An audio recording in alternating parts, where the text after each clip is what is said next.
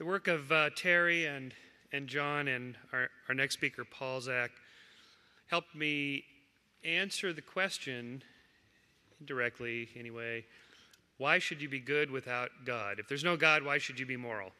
What's the ultimate basis for it? And in a way, the answer coming here is that because it's built into us. It's hardwired into us. It's in our brain. We're rewarded for doing these kinds of good things. It's also, yes, because we have a social contract and all those political social reasons, but what we're getting at here is something much deeper, which then gets us to the problem of if there's no God, what's the absolute, Archimedean point from which we can look down and determine good and right and wrong, good and evil, and so on. Isn't there some outside source? Well, in a way, evolution has given us that sort of sense of transcendency. And Paul Zak's work I read because he not only does the brain stuff about neurochemistry, oxytocin, and trust, but also looks at social and political conditions and how a country can structure its social system that would generate more trust or less trust, that kind of thing.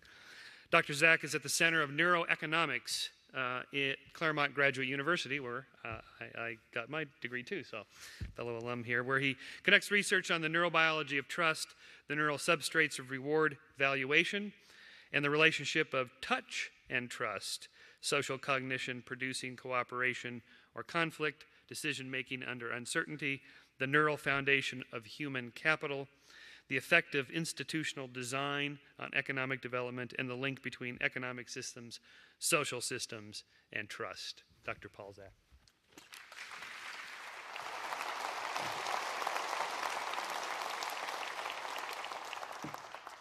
Well, it's a wonderful group here. I'm glad to see so many people have shown up. You probably brought, a friend or a family member with you, but mostly you're sitting next to strangers. Make anybody uncomfortable? If it makes you uncomfortable, you can't raise your hand because then people would know. Okay. This is we had one hand. This is very unusual. That's right. If you look around, people don't look stressed out here. We seem very comfortable around many people with whom we're not acquainted. We're not closely genetically related to most of these people, yet we're not stressed. If I took a room full of rats and did the same thing, fur would fly, right? And blood. Okay, how do we do this? How do we figure out that it's okay to sit next to Susan, but Michael, he's a sketchy guy. I don't want to sit too close to him. Something's going to happen. I don't know what it is. I got a bad feeling about it. This is something we've been studying for a number of years. There's kind of two ways we can approach this problem. One is the sort of James Madison approach, which is, you know what, people are bad. I don't want to be too careful. I want to be very careful.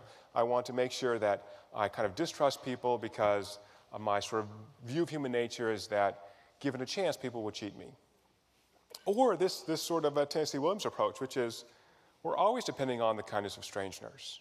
Right? I was in France last week, and my French is terrible. And I asked thousands of people in bad French, where's the bus? Where do I go? Help me to the plane. And people, by and large, were extraordinarily nice. Why would they do that? I mean, from a sort of purely survival of the fittest evolutionary perspective, these people are burning energy and time to help me, and they share almost no genes with me. So in a close sense, they share lots of genes with me in sort of the human sense, but I'm not in their immediate family or even distant family. Right? I'm probably not related to them closely at all. Why would you do such a thing? I think those two questions, how we can sit next to strangers, in fact, how we like to be with strangers. Many humans actually move to big cities and say it's enjoyable and exciting. It's electric to be in New York City. Right? We're not hermits.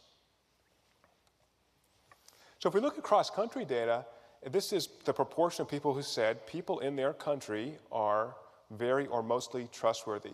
Look at the top left-hand corner, you see Norway, Sweden, Denmark, the Netherlands, Canada, right? Almost two-thirds of the people in Norway say people in my country are trustworthy. Okay? U.S. is in the middle, around 45%. This is a mid-90s data. On the bottom right-hand corner, you see 3% of Brazilians say people are trustworthy. Up from that, Peru, Philippines, Turkey, Colombia, Venezuela.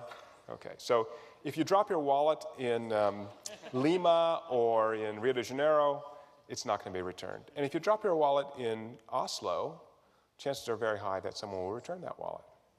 And again, if you think about what drives these kinds of behaviors, the environment in which you're interacting in Lima versus Oslo is much different. Some work published a couple years ago identified the kind of environments that promote high levels of trust or low levels of trust. And this includes the social environment, economic environment, legal environment, and political environments.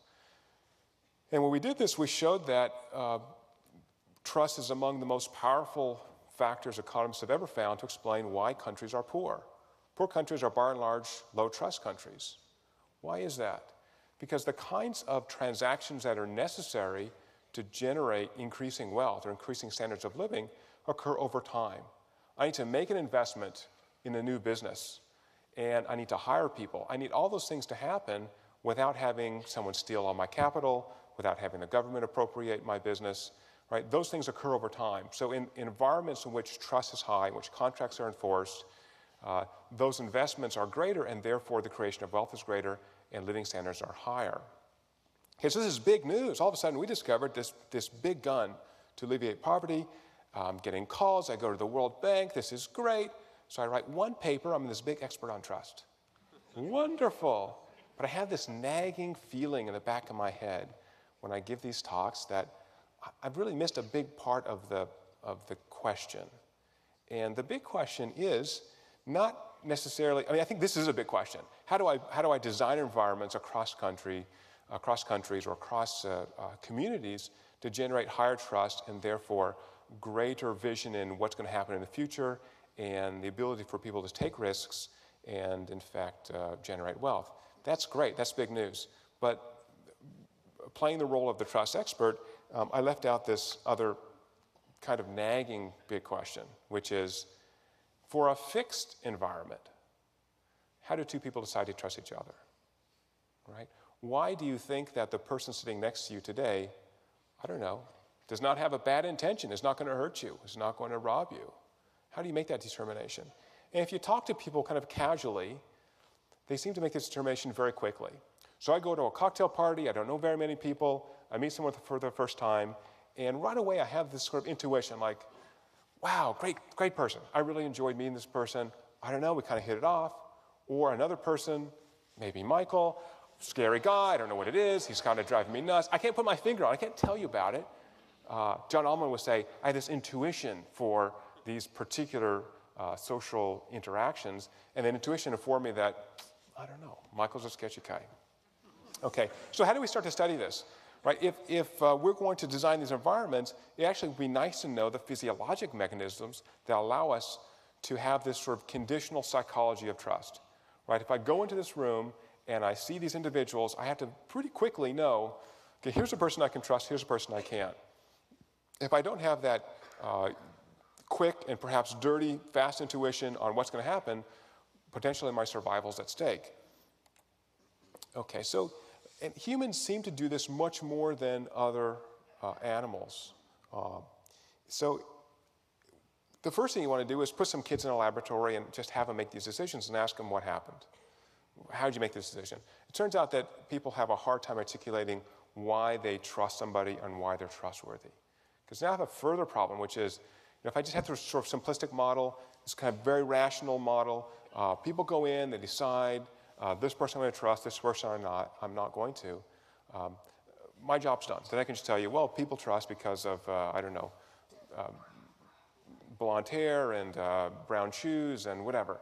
Right? These are things that determine trust or not. Not that these intuitions aren't important, these kind of physical characteristics. If I take that away, remove the personal, you're interacting with a person but you can't see them, you can't talk to them, why would you still trust them? Oh, and also, you only get to interact with them once, and I'll put some money on the table. So you guys can, if you can figure out how to trust each other, you can take some money home with you. Okay, that's what I'm going to investigate. In fact, humans have a very strong desire to interact socially. And this begins with the first intimate relationship in your life. That's with your mother. Right? And there's a large literature in looking at non-human mammals that suggests that they are mechanisms through which mother-to-infant bonding occurs, and in some species, long-term pair bonds among adults also occurs. And so I hypothesized that this particular neuroactive hormone called oxytocin, which is associated with prosocial behaviors in non-human animals, might also work in humans.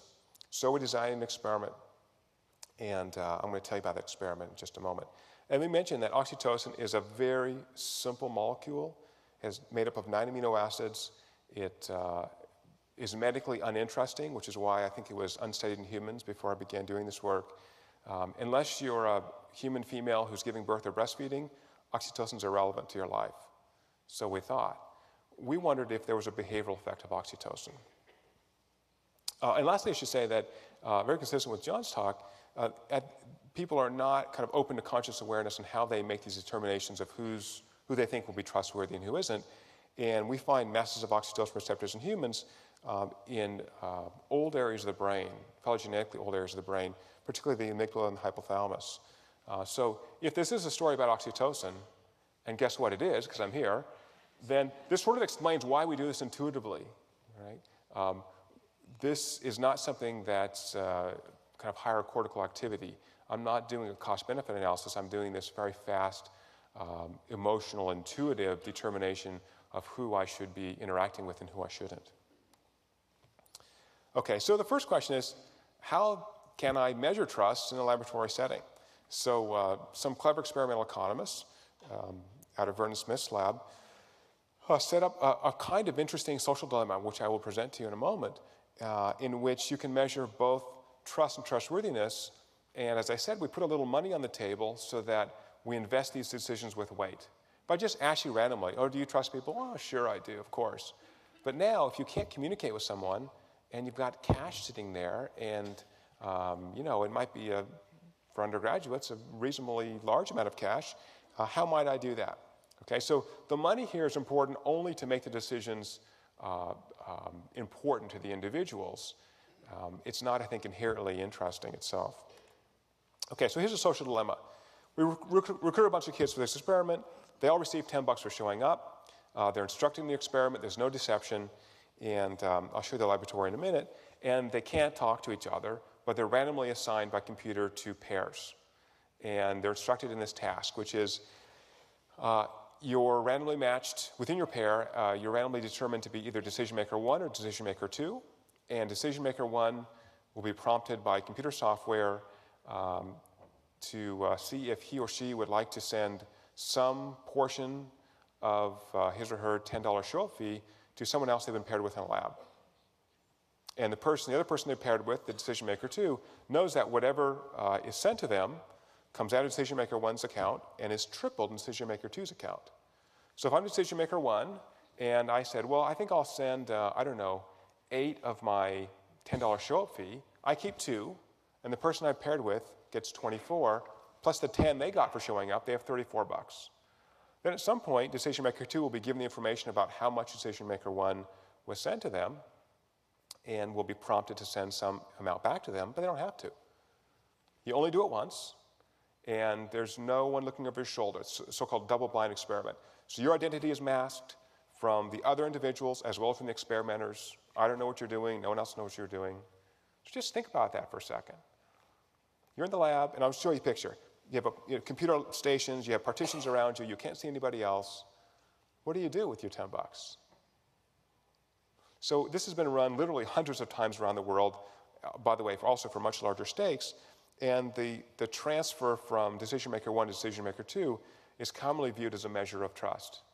Right? If I take money out of my account and triple it in your account, I'm saying, hey, these Yahoo experimenters are going to make the pie a lot bigger. Let's go with this. Let's try to leave here with some cash. And you're expecting decision maker 2 to figure it out. Like, I took money out of, I sacrificed to send you a bunch of cash. Now do what you're supposed to do, which is share it. Okay? The problem is, it's a one-shot interaction. If decision maker 2 decides to keep everything, there's nothing you can do about it. Okay? So what do people do? In general, most decision maker 1 sent a fair amount of cash. The average is around $5, and decision maker 2s tend to return about half of what they're sent. It's always better to be the decision maker 2 in this task. You make more money. So in our experiments, decision maker 1s, on average, leave the lab with $14, and decision maker 2s, on average, leave the lab with $17. So somehow, lacking communication, just sending this trust signal, they have kind of induced a social obligation to play nice. Okay? Now the question is, what drives this? The sort of standard model in economics, as Professor Allman suggested, is I should never trust anybody. I should never leave money on the table. So the so-called Nash Equilibrium, this is can be written down as a game, a strategic interaction. The Nash Equilibrium is to send 0. And the logic here is if I'm decision maker 2, what's better, more money or less money? Well, more money, right? So I should keep everything. Therefore, if I'm decision maker 1, I should send 0. So the prediction from standard economics is $10 for everybody. But in fact, my subjects make a lot more than $10. So that clearly that equilibrium notion is wrong because people are making more money on average. Why is it wrong? And why can't you just tell me why you're doing what you're doing? So in my experiments, subjects are informed that the $10 they're being paid to show up not only compensates for their time, up to an hour and a half in the lab, it's literally blood money. I'm going to take 4 tubes of blood from their arm when they make a decision. Okay? Again, one-shot interaction, no deception. You can't communicate with other people. And we time the session so I'll start in the early afternoon, which is the trough of the diurnal variation of hormones. So the difference between the first subject and the last subject is minimized. And we run 2 conditions, the standard trust social dilemma that I just explained to you, and then a control condition in which I'm going to have the same transfer from DM1 to DM2 absent a social intention. And how do I do that? I'm going to use a very expensive piece of laboratory equipment, which I built at Walmart for $10. I took a plastic container and I covered it with duct tape, and I put in 11 ping pong balls numbered 0 to 10. And I had the DM1s publicly pull a ping pong ball out, and that amount of money was taken out of their account and tripled in their player 2's account. And it was done publicly. I shake it up. It's noisy, so everybody knows that there was no intention on decision maker 1's account. So the question here is this a social interaction, right? If it's social, if it's not just a money issue, if it's social, then it should activate, or we hypothesize this will activate the release of oxytocin. If it's just cash, then you're just, I don't know, you're responding to getting cash. So we're going to control for that. This is the lab we ran it at. This is at UCLA. It's a large lab. There are 67 stations. We run between 16 and 20 subjects, so no one is sat next to each other. They're spread out in the lab, and you can see there are partitions that are pulled out around each subject. So there's a large degree and expectation of privacy. Okay, so you make your decision sequentially. I'll call it your identity masking code. You make a decision. You type in the computer. When you're done, you raise your hand. We take you to a back room, and we draw 4 tubes of blood from your arm. Here's an actual subject and my collaborators getting blood from a subject. Why? Because oxytocin can be measured peripherally in blood. It's not stable in other bodily fluids. Once they get that blood, it immediately goes on ice. We want to have the decision and the signal be as close in time as possible and not have it degrade. Oxytocin degrades fairly rapidly at room temperature. Once they're put on ice and all the blood has been drawn from subjects, we centrifuge these. We separate out blood, serum, and plasma. And these are put into little microtubes and stored on dry ice and then transferred to a -70 centigrade freezer until they're ready for analysis. So the point here is we're trying to preserve the signal as much as possible. Oxytocin levels are basically 0 in your body, again, absent giving birth or breastfeeding. So if there's a surge of oxytocin, we've got to get it and preserve it. And what do we find? Indeed, we find that individuals who received a signal of trust had a surge in oxytocin, roughly twice the oxytocin levels in their blood as those who received the same average amount of money absent a social intention. Okay, so receiving this signal of trust, this monetary transfer denoting the social intention, provokes the release of oxytocin. And indeed, we find that higher oxytocin levels are statistically associated with greater trustworthiness. That is, a decision maker 2s more likely return money to decision maker 1s when they had higher oxytocin on board. With one exception. And I should mention that's my little daughter. We had a wonderful natural experiment right? This could be noise. And we measured 10 other hormones, lots of interactions. These are reproductive hormones. So oxytocin interacts with estradiol and testosterone and cortisol. We measured all those things, and all the effects we can find are through oxytocin. But there's this wonderful natural experiment, which is some women in our experiment were ovulating. And when is ovulation? How do we know it's ovulation? There's a spike in progesterone. By the way, progesterone also spikes during pregnancy. Because we had blood, we ruled out that any of our subjects were pregnant. They were not. So we had women who were ovulating, and progesterone is known to inhibit the uptake of oxytocin by its receptor. And guess what? These women had the same surge in oxytocin, but their behavior was different. They were less trustworthy. Okay. Why is that? One evolutionary story is that progesterone puts a brake on the desire for, if you will, social intercourse, because if social intercourse leads to actual intercourse, there's a high metabolic cost if you take that decision too lightly. So we looked for that interrupter, and in fact we found it. So this suggests to us that this is a direct effect of oxytocin on behavior and not an indirect effect. Okay, and lastly we see that when there's a trust signal, DM2s return 54% of what they're sent, and when the transfer of money is done through a ping pong ball draw, they only return 18%. So very high correlation between what you're sent and what you return when oxytocin is high.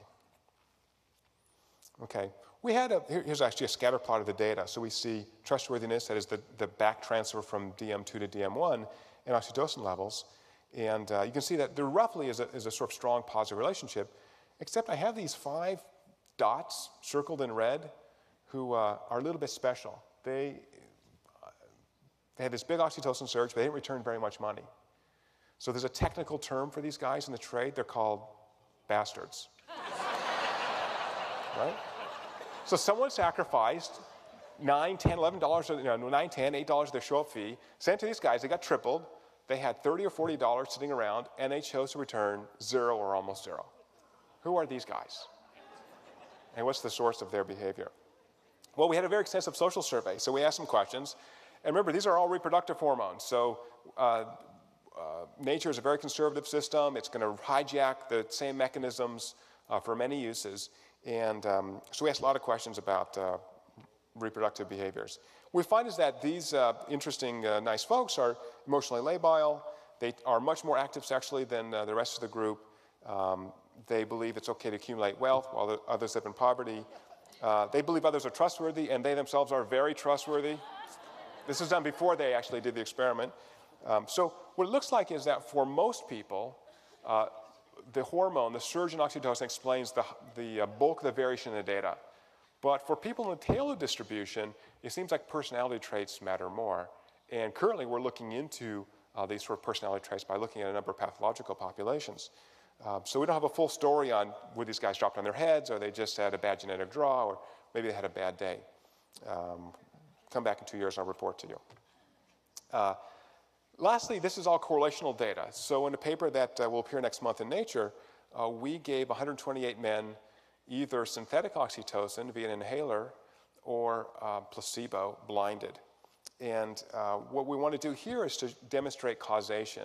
I want to show that it actually can induce changes in your behavior by giving you the hormone. And it turns out we can. So in the DM1s in the oxytocin group, 45% showed the maximal trust levels versus 21% in the placebo group, and the average amount that they trusted others was much higher. And this graph shows some of the data for that. So it looks like I can, in fact, utilize this hormone to reduce your social fear of interacting with others and motivate you to take this risk. So it doesn't seem that people on oxytocin have better mood. It's not that you have a belief that DM2s are going to return more money to you. It seems to reduce the sort of anxiety we have with interacting with someone who we haven't seen before. So it does motivate kind of positive social behaviors. And it's interesting, as I said, the people who kind of followed their body and their brain's guide to trust and be trustworthy, in fact, made more money than the people who played the Nash Equilibrium. So I think in many senses, if we just listen to our intuition, if we listen to what our body's telling us to do, then we're reaching a socially desirable outcome, which is very interesting. And the implications of that, as Michael suggested, are profound. So it doesn't happen all the time, and there certainly are bastards out there, but on average, most of the time, when you trust someone, they're trustworthy. And lastly, I should say that when we give subjects oxytocin exogenously, we don't affect the behavior of DM2s. Why is that? If you already have, because most people DM2s are getting a big surge of oxytocin anyway, because almost everybody trusts each other. So those receptors are mostly bound up. So if I exogenously increase your oxytocin levels, it has no behavioral or biological effect because those receptors are bound. Okay, so the whole story seems to hold together. Okay, and lastly, we looked at distrust.